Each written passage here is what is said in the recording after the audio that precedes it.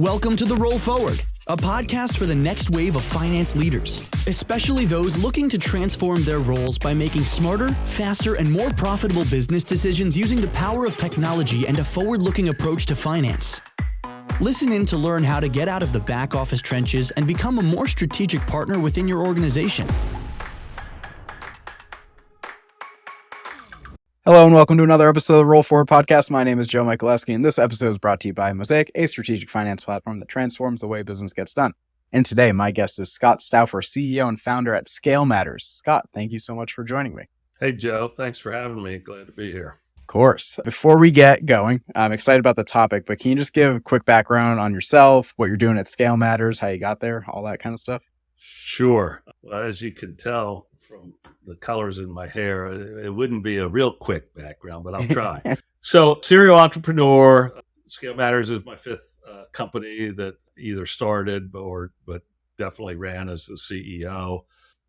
Electrical engineering background, MBA. Most of my career initially was in product management and product-oriented strategy. And since I started my first company quite a while ago, I'd say my energies have predominantly been around go-to-market stuff, really focusing on customer acquisition, that sort of stuff. What scaleMatters does is we help early and growth stage B2B companies get more efficient at customer acquisition. We are really a data analytics company. We are a combination software and services, and we work very closely with our customers. And our customers range like from 2 million in annual revenue to 300 or 400 million. And invariably, they're all tech companies. Most of them are SaaS companies. And, they have a need to be more efficient, more effective with their sales and marketing spend. And we effectively instrument their environment, build a bunch of models with them. Then our platform surfaces data that identifies where there's friction, where there's inefficiencies. And the outcome that we deliver is they, reduce their CAC. I mean, however way you want to measure efficiency, most of our customers tend to use CAC or CAC payback. We're able to help them reduce it by 20% on the low end. We've had some outliers where we've reduced it 70% or more. So that's what we're trying to do is help companies grow a little faster on the scarce and precious capital they have. Love all that. I think I was excited because it's a really interesting background. We're going to get to it a little bit later, but we're going to be talking today about, fundraising, in the downturn. Like the market isn't great. And one of the questions I have in a little bit, and we'll get to it, and all that expertise around go-to-market because, efficiency is kind of the name of the game. But before we really dive deeper into the fundraising aspect of it, I'd love your take on like where the market is in 2023, how that's been different from kind of the prosperous times of June 2022. Yeah, I'd love to know what you think about where we're at. The fundraising market. Yeah. Yeah, I'd say it's a step function difference. It's just huge and it's palpable. So obviously, for a number of years leading up to probably January, February of last year, of 2022, a lot of money had gone into, venture firms or private equity firms, et cetera. And of course, part of the reason, I assume most of your audience knows this, but the companies that invest in those investors are large pension funds, right? Employee retirement funds, family offices, et cetera. And they basically have an asset allocation practice, and a percentage of it is set aside for what they call alternative investments, which is where VC shows up. As the public markets became so overheated, right, over the last few years, it by definition, to maintain their asset allocation balances, forced these people to put a ton more money into the venture world, which is why all of these funds sprung up and there was so much money to go around, right? So then what happens, of course, start raising interest rates and the public market valuations start coming down very, very rapidly. Well, suddenly that means we still got to balance the assets, right? Which has, kind of put the brakes on money flowing into the VC and PE world. And At the same time, what we've seen is, so let me start that. It was kind of in April, and I know this firsthand, unfortunately, because we were out raising money this very time last year. Difficult, but perfect for this conversation because. And it was almost mesmerizing how overnight this group, I mean, we had very good interest from, a number of good investors, and almost overnight, they just called me and said, Scott, well, but we're out. We have to focus our attention on our existing portfolio because we don't know what's going to happen. We need to make sure that we're holding our reserves in case, the entire fundraising market locks up or seizes up. So out of the fear of it seizing up, it actually did seize up, right? This is one of these classic examples where I think they caused something to happen by worrying about it possibly happening. And so we just saw a complete end to people making investments in new companies. And it's not 100%, but, compared to what it had been. And of course, people were rightfully concerned that they didn't know what would happen, and they needed to make sure that they had, dry powder to support their existing portfolio companies. I think, now here we are maybe 10 months later. Yep. And, my take is it sort of depends on the industry. But if you're selling software, I think that's not a great position to be in right now, because companies have, the buyers, so forget about investors now, the companies that would traditionally buy software, so not the huge conglomerates, right? But if you think about how much tech gets bought by tech companies, right? All these tech companies are now being told by their boards and investors, we need to focus on extending runway, making sure you're capital efficient, et cetera. So what's the very first thing that you do? The last thing you want to do is cut people, right? It's painful. First thing you cut is software, tools, right? And I don't know how many people we've talked to that have actually said recently, well, we're in a zero budget philosophy, right? I can buy something, but I have to take something else out, right? And other people, they're just saying, well, we're trying to reduce our spend on tools by 20 or 30% this year. Yep. So right after tools, which is the easiest line item to start looking at, comes marketing programs, right? Because again, they can cut all that. First of all, there's so much money spent in marketing programs, right? Advertising, stuff like that. But it's not people spend. So and as hard as marketers have been trying over the last 3 decades to actually prove the return on that spend, it's very difficult to prove the return on that spend. So, it's just a battle that most marketers lose with the CFO, right? So you're going through all that stuff, and because I think because of the tightening on spending on software and tools, I think we're going to be in this for a while. I think it's actually real now that these companies in the tech space are going to struggle. So I don't know, long-winded answer. Hopefully Listen, I'm here to learn. Bring on the long-winded answers. It's what I'm here for. I love the kind of end-to-end explanation. I'm curious, how is it impacting your operations at scaleMatters? Obviously, like you're selling to these companies, you're saying that, it's tougher to sell into these companies to your customers. So what are you doing at scaleMatters to kind of counteract that? Sure. Well, first of all, the good news is we're actually helpful to them in this regard, right? I mean, our whole thing we're doing is helping them reduce their spend in sales and marketing without actually reducing their revenue, right? Basically drive up the efficiency. So I think we are potentially less impacted by it than other software types might be. With that said, we certainly see sales cycles elongated. And so, we've probably put more energy than we normally would have into doubling down on the discovery part of our sales process and really trying to zero in on kind of the emotional impact of this need for customers to get more efficient. Because we find that when purse strings are tight and people are cautious, you probably need to get to the emotions a little bit more than you do in other times. Yep. It makes total sense. I think, we're seeing the same thing.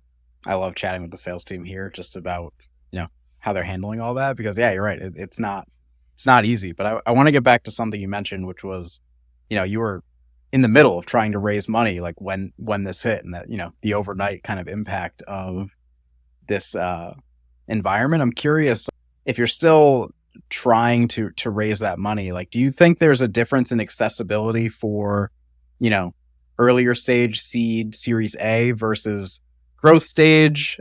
Is it just everything is kind of at a halt? How's it at, or what's it like out there basically if you're trying to still raise? Well, so we're not out trying to raise. We ended up when we were trying to raise, we were trying to do a traditional Series A, bring in a new investor. And our current investors who are very supportive of the company, we just decided to do an internal round instead. So Nice. We've got some runway, at least, good through the end of this year, which means maybe in 4 or 5 months we'll be back thinking about it, right? Yeah. But so I don't have the personal experience of what it's like right now. But what I will say is I do think there's heightened concern about capital efficiency, right? Even if people are going to make new investments, they would like to see some evidence that this isn't going to be a terribly cash consumptive business, potentially more than they used to.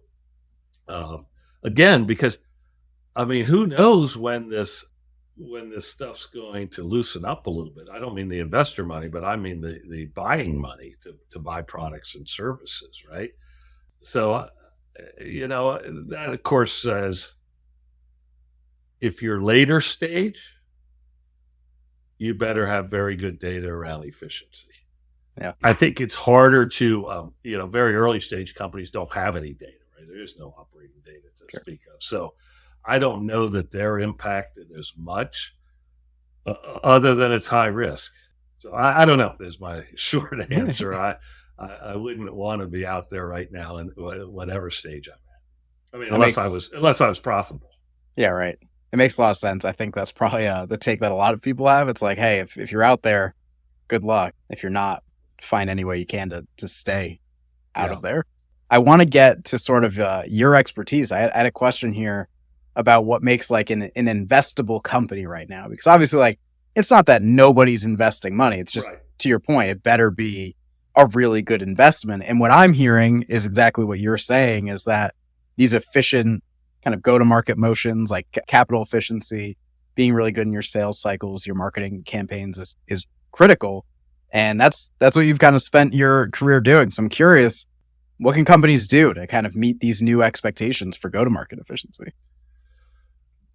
Well, yeah, let me answer the first part, what makes a company investable. Sure. And then I'll come to the second. I would say the most investable companies are in markets that have some immunity from the downturn. So, for example, one thing that the market doesn't affect is regulatory compliance. If you're in a business that you have to comply with regulations, then you need tools to help you do that, right? Contrast that with maybe where scaleMatters is, selling software to sales and marketing teams, right? Well, all tech sales and marketing teams are being squeezed right now. So, you wouldn't nominally think that scaleMatters is in a great position from investability just because of the market that we go after. Thank God what we're helping them with is to actually be more efficient. But so I think market matters now potentially more than it has in a while, right? Because nobody really wants to invest in companies that the market is seized up, right? Because even if they've got great product, if you're just going to have to sit there and get 50% of the sales they otherwise could get, it's just going to be a cash burner. So that's point number one. What can companies do to become more efficient at go-to-market, which was the second part of your question? So, I mean, the simple answer is be more data driven. And, but everybody thinks they are data driven. One of the things that, if you think about people's go to market motions and the process of getting them optimized, it's really a set of iterations we all go through. No company comes out of the corporate womb, has this thing nailed, right? And instead we experiment, we iterate, etc. What I see as the difference between companies that are quite effective and companies that aren't is this iterative process is raised in their consciousness. So think of conscious iteration as we model everything, right? We treat each experiment like a scientist would. We state our hypothesis. We design our test so that it can unambiguously tell us whether it's having positive impact or negative impact, right? Then we figure out how can we measure that thing, right? Then we take the data, the analytics that comes back, we consume it, and make decisions on whether other tweaks to make. That's conscious iteration. Subconscious iteration is, loudest person in the room says, we ought to do this. There's no data to back anything up, right? So you go try stuff. You don't ever think about, are we setting this initiative up or experiment up in a controlled enough fashion that we actually will know whether it's having the desired impact or not, right? So that's subconscious iteration. The way it feels when you look at companies that do it, which is about 95% of companies, is just like flailing, right? We just try new stuff all the time. Most stuff we never actually stop because we don't know whether it's working or not, and we're afraid maybe it is working, and if we stop it, we're going to go backwards. So I would say that in this day and age, getting very disciplined and precise around the process of iteration and measuring so that you can quickly determine impact, cut off the things that aren't having the desired impact much quicker than you otherwise would, is probably sort of the pattern that I see from the companies that are the most successful at this. I guess the other, sorry, Joe, one more thing. The other thing I would say is, I don't know if you've ever read this book called The Goal. It's an awesome business book written as a novel, but it introduces this thing called constraint theory. And I think constraint theory is a very good way of thinking about optimizing, which is find the constraints, right? And in the go-to-market world, the way we talk to our customers is find the friction, right? The way you become more efficient is by removing the inefficiencies. And so everything we do with our customers is around surfacing data that specifically highlights where the friction is in the motion, right? And contrast that, right? Because it becomes very actionable. Contrast that with all these, dashboards and KPI scorecards that everyone just stares at, and they're numb because there's nothing jumps out as actionable. So I think about constraint theory, focus on finding the friction, eliminating the friction, and that theory will help drive you to a better place. Do you have you said you're mostly selling to SaaS companies. We also, like the audience for this podcast many times is SaaS companies. Do you have like an example, like a popular experiment that you are running with prospects, with customers to do these things? Like anything that is on a specific level. Maybe it's ad spend, maybe it's some optimization for sales cycles, whatever comes to mind. Yeah, a few examples. So one of our customers had changed PE owners recently, and the new owners came in and suggested that they dramatically increase ad spend, particularly on paid search. Part of the strategy was to crowd out the competitors, right? Kind of force the price on the good keywords up. They basically did that. And, one of the things that and I'm not trying to position scaleMatters, this is more about setting up experiments properly. Yeah. But they used our platform to basically create this insight panel around this initiative. And so they said, okay, well, what are the things that we would expect to happen when we do this? We would expect, number one, to see web sessions go up, right? More people, more ads, more people click on ads. If this is working, we would expect to see the website conversion rate stay flat, because hopefully we're bringing in just more of high quality people. And we would expect to see, our lead to op and our op to deal conversion rates stay where they are. So these guys put this panel together that had it was trending these various metrics. And it became immediate as soon as they accelerated their spend, and you can log events and it shows the date spend accelerated. You can see this dramatic uptick in web sessions. Within a week, you could see a dramatic downtick in website conversion rate. Yep. About a week later, the lead to deal conversion rate fell off the map, et cetera. And so it became very clear to them that all they were doing was spending money bringing in people that were non-ICP, right? They were basically, they cast a wider net with all that spend, and it just brought in garbage.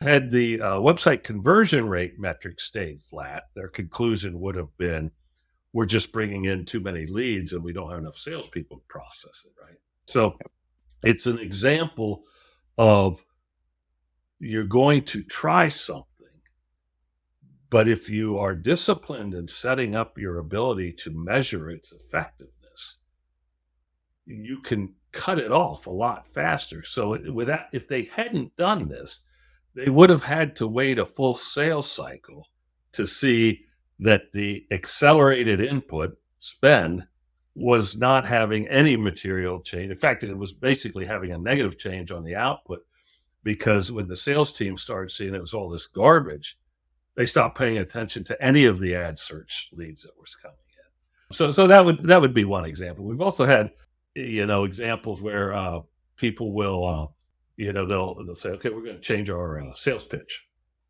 And, we work with them, say, okay, well, what do you expect the desired impact to be?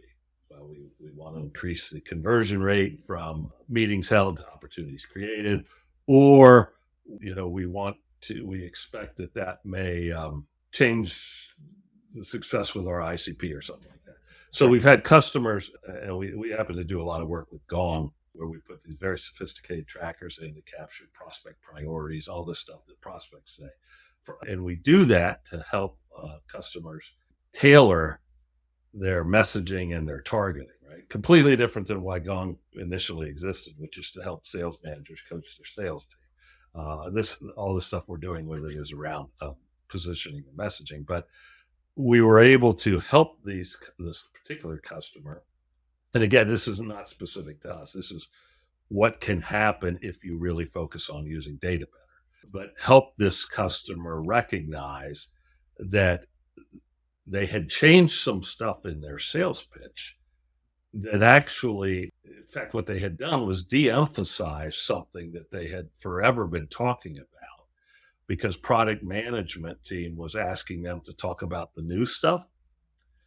And when they did that, their win rate started tailing down. And it turned out that just as they de-emphasized this historical thing they talked about, that issue was becoming a more important priority for the customers. So again, it's the kind of thing, if you instrument your motion well enough, and then you're very conscious about, we're going to try things, how are we going to know how it's impacting us? You just become a lot more precise, and it takes a lot of waste out of the equation. Yeah, love all that. I think, we started that whole question about like what makes an investable company. You said it was, starts with industry, but the reality is, like, even if you're not in like one of those like mission critical industries, you still might have to go out and raise money. All of these experiments that you're mentioning, it's like the faster you can iterate on these things, the more efficient you can make your go-to-market motion. I mean, the better you're going to look when you go into that meeting and you say, hey, like, we want to raise some money. Here are our numbers. And like the feedback loops there seem really important for just being able to make a compelling pitch at the moment. Well, there's one other benefit, is you come across as a lot stronger management team. If that's the way you operate, right, with that level of discipline and rigor, as opposed to sort of, let's try this, let's try that, and we don't know what's working and what's not. I mean, I guess if I'm an investor and I know times are tough, I'm going to put a lot of value in a really good management team, because I'm going to assume they'll be able to figure their way through the thing. Yeah. Do you think this changes at all by stage? Obviously, we said earlier that like the earliest stage, like if you're that Series A company, you just don't really have the amount of data that like a growth stage, Series B, Series C, or beyond has. Is this something you can do at those early stages? Can you put this rigor in place to, look good for these investors, or is it harder early on? You can absolutely put some rigor in place. So, for example, if you think about what's the very first thing that companies have to do, they have to achieve some kind of product market fit, right? Before they ever think about scaling and all that kind of stuff. I would say you could put rigor around achieving product market fit, again, by leveraging some of these conversation tools. I mean, if you're a PLG motion, maybe not, because you're not actually interacting with people, right? But let's say you have a sales motion where you're actually talking to people, and still everybody, for the most part, does stuff via Zoom today. You can absolutely set up these tools in a way that give you some pretty statistically significant indicators of how to position, et cetera. And so I think it basically speeds the time to achieve product market fit, as opposed to, again, what has happened so often is what I call last call syndrome, right? You got off the last call, person said no, and you go back to product management and say, oh, we'll never be able to sell any of this unless this product does this, right? Well, that's not representative of the market. That's just the loss you just incurred, right? So I do think there are ways to be much more structured at the very early stages, and therefore speed getting to some semblance of product market fit. And of course, again, be able to demonstrate a more rigorous managerial approach, which will be valued by the investors as well. Yeah, makes a ton of sense. I think we could probably spend multiple podcast episodes just talking about go-to-market efficiency, but I think in the context of this, like this fundraising conversation, the market downturn, things like that, just covering that just seemed really important to me. So I'm glad I had your expertise here to kind of just walk us through that. I want to get back to some of the strict fundraising conversations, and okay. One is valuation. Like a lot of talk about down rounds, a lot of talk about flat rounds right now. I'm curious, how are you thinking about valuation? If you are, I know you say you're not currently in the fundraising cycle, but down rounds, flat rounds, okay in this environment, avoid at all costs. What are your thoughts here? Assuming the company deserves to survive, then to me, valuation doesn't matter. And when I say assuming the company deserves to survive, meaning there is a meaningful market, they've got product market fit, right? And that there's no reason to believe that when the market recovers that they won't be successful, then you need to just find a way to finance the company and keep it going. And the fact that founders and early investors may end up more diluted than they would have had the markets not turned sour. I mean, that's just, that's life. It's part of the game. It's part of the game. You can't precisely manage timing, right? So I know, in my view, we may have to work up to our last valuation still, which implies, depending on where we are at the next time we raise, we could end up with a down round, and nobody likes that. I mean, especially nobody likes that.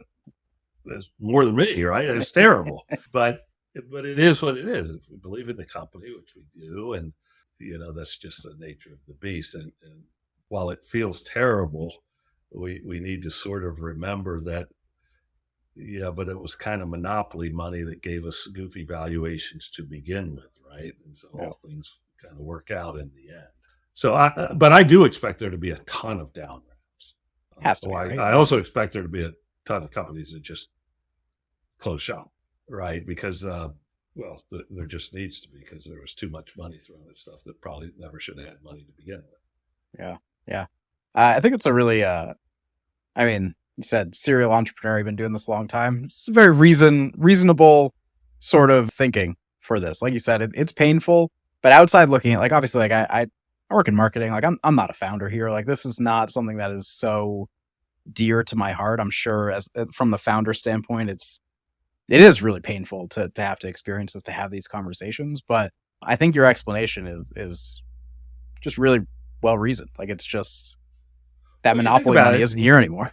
Yeah, and you think about it, the goal is, I mean, you're not going to have any financial success as a founder or early investor unless you ultimately have a big success for the company, right? Yeah. And I think about the first company I started, and we, were fortunate enough to take it public, et cetera. I think by the time we took it public, I owned maybe 6% of the company. And you know what? It was fine. Turned out okay for you? It turned out fine. Yeah. Would I rather own 60? Sure. Right. But just owning 6% of a public company and it's good valuations at some point, it was life-changing. And so, I just think people can't get greedy, either founders or investors. Yeah, makes a lot of sense. I have one more, like, very much fundraising focused question. I was doing some research. I was doing some digging. I think you have gone through a debt financing process before. Obviously, like, not everyone's going to go through the traditional venture funding route. I'm curious if you have tips on debt financing, when to look at it, if there are other big kind of like working capital options to look at. Anything from your experience, I think people would appreciate. Sure. So, much like equity, debt takes all kinds of forms and shape. For traditional VC-backed style companies, you don't usually have traditional bank debt available to you. So if you think about going to Bank of America and getting a loan, right. No banks could, because they're highly regulated, they aren't allowed to make those types of lending decisions for companies that are losing money hand over fist, which is what most kind of early stage VC-backed companies are. So there tends to be a couple different venues out there. There's what we'd call kind of venture debt. And these companies, they almost determine their risk based on the quality of the VC backers that are in the company. Interesting. So they will lend. And by the way, for any of your listeners that don't know this, the reason you prefer debt is because it's a lot less expensive. It doesn't dilute the stock, right? Yep. So, I mean, there's a downside to debt as things go bad, but in most cases, you end up working through that stuff anyway. But so these venture lenders, they love to tag on debt, either coincident with or shortly after some equity has gone into the company. Yep. So they're basically just adding some leverage, some additional runway. They often, make their decision to invest largely based on the investors that are in the company. So, having the Sequoias, Excels, or any of these, top tier VC firms makes it a lot easier to be able to get the venture debt. There's a whole new type of debt out there, largely for SaaS companies, which is, basically based on multiples of your recurring revenue. They will lend money against multiples of your recurring revenue. You can almost think of that as the subscription world's equivalent to financing receivables or something like that. And that stuff's pretty attractive. But there again, I'd say in all cases, I mean, you've got to be minimum of $1 million in annual revenue, probably more like 2. If you can't get venture money, you most certainly cannot get debt. Interesting. Is the way I would say it. Yeah. Because just by definition, debt capital is more risk averse than venture capital. So it's something to consider. If you can get venture money, then maybe debt is a better alternative for you because it's less dilutive, or maybe it's a good way to, do some blended cost of capital by doing a little bit of equity and debt. But you're not going to be able to go get debt as your financing engine if you can't get venture. Super. I was excited about this question because I, very much in the venture funding realm as far as my working experience goes. And so, yeah, haven't heard anyone frame it that way. The if you can't get venture funding, then good luck getting debt. So yeah, really interesting. I learned a lot there. I think I don't want to keep it too long. So I have two like higher level questions, one of which we could probably turn into a really probably maybe a whole episode, but I would love for the people listening, cross-functional collaboration is enormous for like the finance leaders that we talk to, that we kind of promote. And I know when we were talking about potential topics, kind of like RevOps interactions and collaboration with the CFO was on the list of things that you could speak to.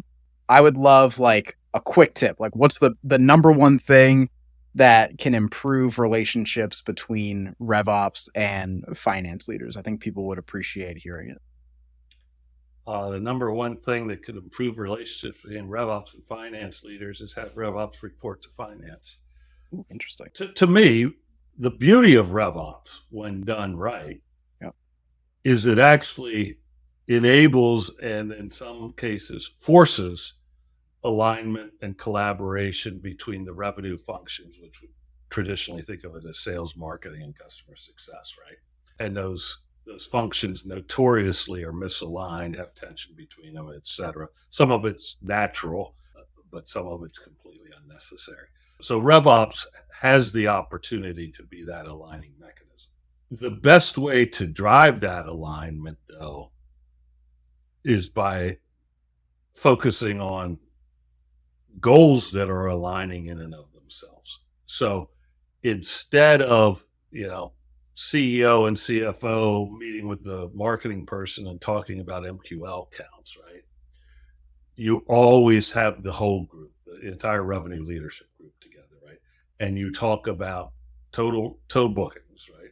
You talk about cost of acquisition, things that are critically important for the company.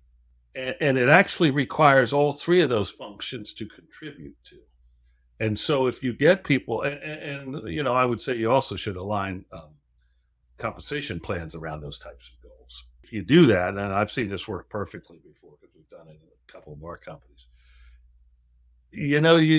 everybody's fighting for the same thing now. And if cost of acquisition is something that's really top of mind and a high priority, then if the data suggests, so for example, here's one area where we often see companies, impugn their efficiency, is they actually have too many salespeople.